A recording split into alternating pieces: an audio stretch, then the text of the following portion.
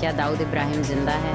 यह सवाल आज भी लोगों के मन में कौंधता है, क्योंकि उसके बारे में अफवाहें और सच्चाइयाँ लगातार फैलती रहती हैं। कुछ लोग मानते हैं कि वह एक सुरक्षित स्थान पर है, जबकि अन्य का कहना है कि उसकी मौत हो चुकी है। दाऊद इब्राहिम एक मोस्ट वांटेड आतंकवादी को कराची में उसके बंगले में जहर देकर मारने की कोशिश की गई है।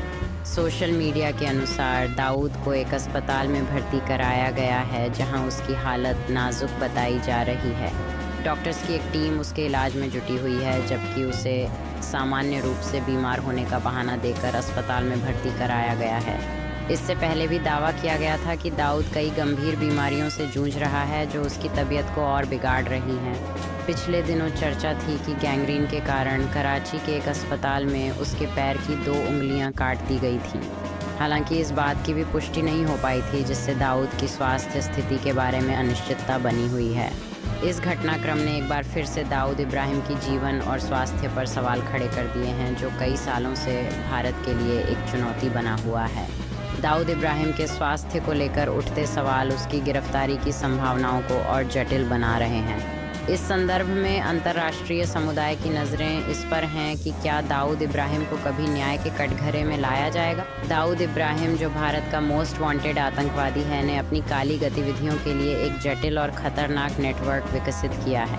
1933 के मुंबई बम विस्फोटों में हुई भारी जनहानि ने भारत की सुरक्षा एजेंसियों को इस पर कड़ी नज़र रखने के लिए मजबूर कर दिया। भारत ने दाऊद इब्राहिम को पकड़ने के लिए वैश्विक स्तर पर कई प्रयास किए, लेकिन पाकिस्तान की शरण में वह हमेशा बचे रहने में सफल रहा है।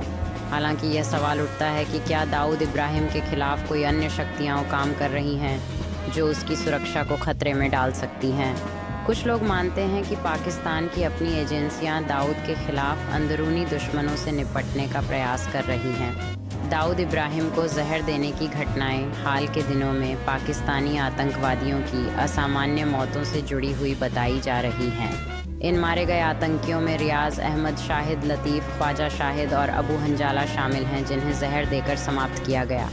इस रहस्य के पीछे का सच खुलने से न केवल दाऊद इब्राहिम की स्थिति पर सवाल उठता है, बल्कि यह भी बताता है कि आतंकवाद के खिलाफ युद्ध में भारतीय और पाकिस्तानी एजेंसियों के खेल कैसे बदल रहे हैं। खुफिया एजेंसियां पाकिस्तान में उसके उन ठिकानों तक भी पहुंची, जिन्हें वह अब तक दुनिया भर से छिपाता रहा है।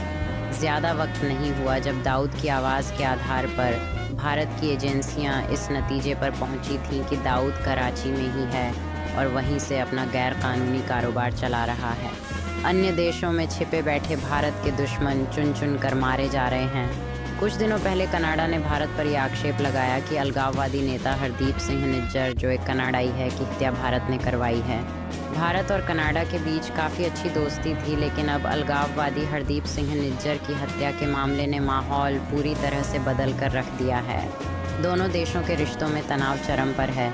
G20 सम्मेलन में भी भारत और कनाडा के बीच आई दरार साफ नजर आई। प्रधानमंत्री नरेंद्र मोदी ने कनाडा में सिख अलगाववादियों के आंदोलन और भारतीय राजनयिकों के खिलाफ हिंसा को उकसाने वाली घटनाओं को लेकर नाराज़गी जताई थी, जिस पर कनाडाई पीएम जस्टिन ट्रूडो ने जवाब दिया था कि भारत कनाडा की घरेलू राजनीति में दखल न दे। जस्टिन ट्रूडो 12 सितंबर को कनाडा वापस लौटे, लेकिन जैसे ही उन्होंने अपने देश की धरती पर कदम रखा, एक नई संकट की खबर ने सभी का ध्यान खींच लिया। कनाडा ने भारत के साथ अपने ट्रेड मिशन को निलंबित करने का निर्णय लिया, जो कि दोनों देशों के बीच संबंधों में तकरार का प्रतीक बन गया। जस्टिन ट्रूडो ने अपनी यात्रा के दौरान कनाडा में बसे सिख समुदाय को प्राथमिकता देने का वादा किया, जिससे उनकी नीतियों में खालिस्तान समर्थक गतिविधियों का खुला समर्थन सामने आया। खालिस्तान समर्थकों ने न केवल टोरंटो बल्कि लंदन, मेलबर्न और सैन फ्रांसिस्को जैसे शहरों में निज्जर की हत्या के खिलाफ बड़ी संख्या में प्रदर्शन किए। निज्जर की हत्या ने खालिस्तान के समर्थकों के बीच गुस्से की लहर दौड़ा दी, और यह पहला मामला नहीं है जब भारत सरकार द्वारा आतंकवादी घोषित किए गए किसी अलगाववादी की हत्या हुई हो। इससे पहले मई में लाहौर में परमजीत सिंह पंजवाड़ की हत्या ने एक बार फिर उस चिंता को गहरा किया जो कनाडा में खालिस्तान समर्थकों के बीच विद्यमान है।